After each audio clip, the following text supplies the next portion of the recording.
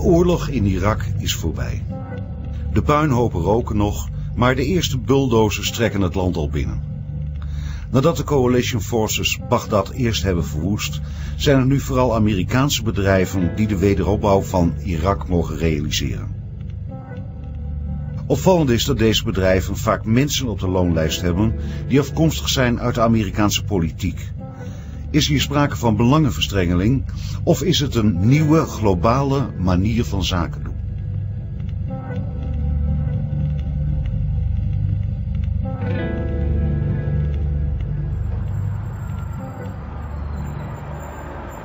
Een van de bedrijven die op deze manier opereert is de Carlyle groep. Op hun loonlijst staan mensen als George Bush senior, James Baker III en oud-premier John Major. De Carlyle groep is een private investeringsbank die weinig in de openbaarheid treedt, maar die een van de grootste Amerikaanse investeerders is op het gebied van defensie, telecommunicatie, vastgoed en financiële dienstverlening. Wat is de Carlyle groep? Wie zijn de mensen achter deze groep en hoeveel macht heeft Carlyle? Carlyle is a massive private equity firm, and what a private equity firm does is essentially raise money from wealthy individuals and companies and funds, and then turns and invests that money in a slightly higher risk form of investing than, say, the stock market or the bond market. What they do is they buy the stock directly from the company. They take ownership shares and often controlling shares, but they do not buy it on the public market.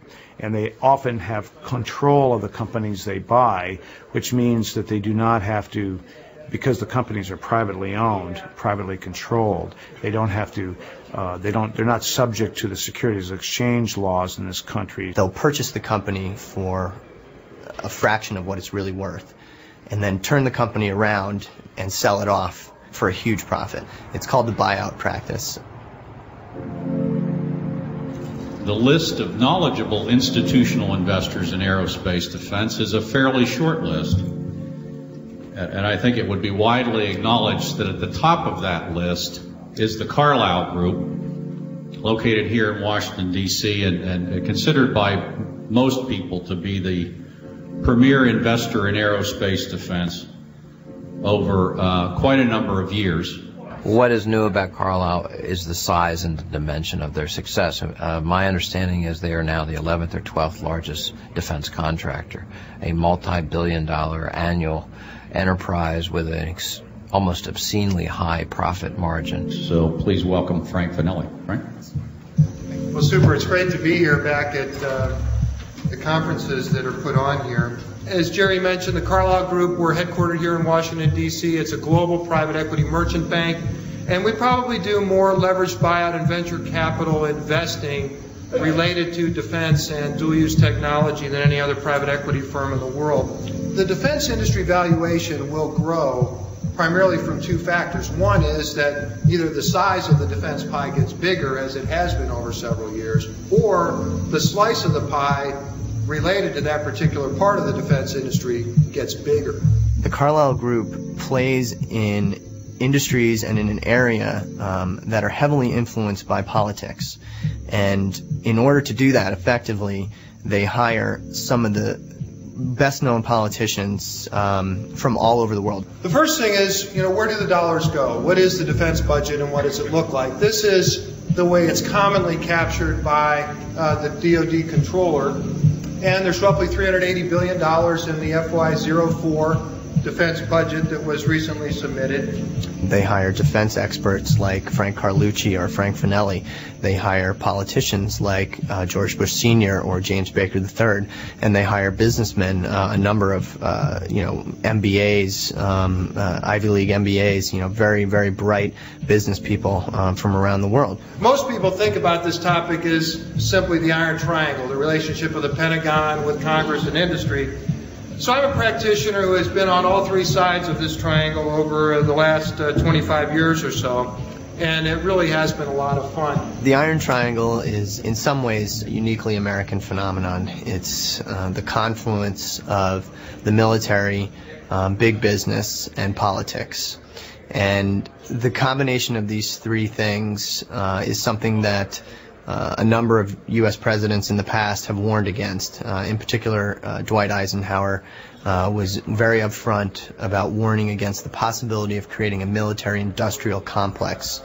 By that he means a group of a business built around defense and military that becomes so large and so powerful that it's actually able to influence the politics of war. Nothing sort of personifies that euphemism of the Iron Triangle better than the Carlyle Group. They have it all in under one roof.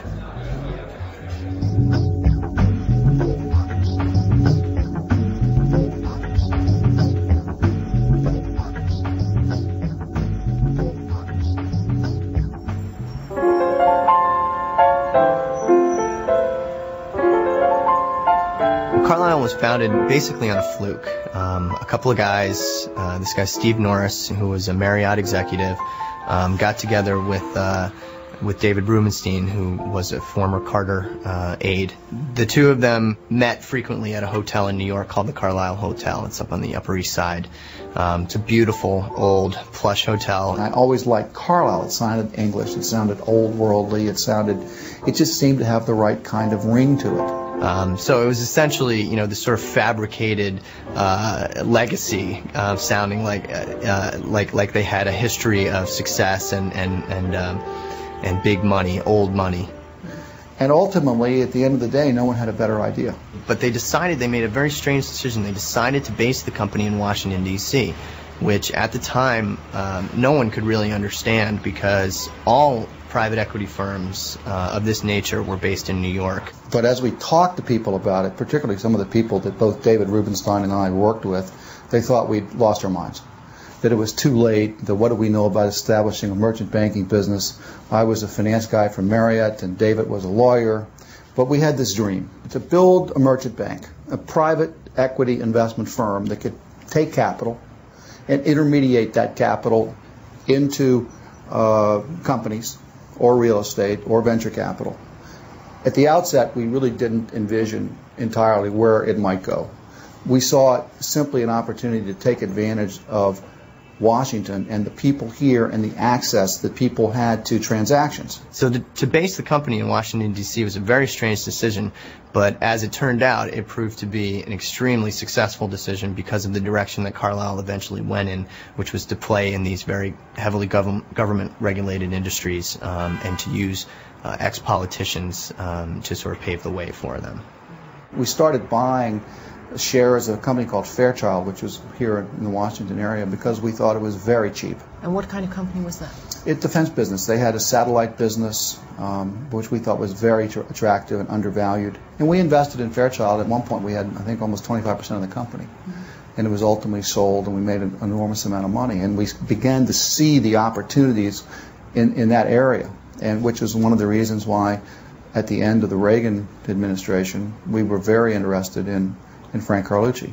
I will name as the next Secretary of Defense the best qualified man in America to carry on CAP's work, Frank Carlucci.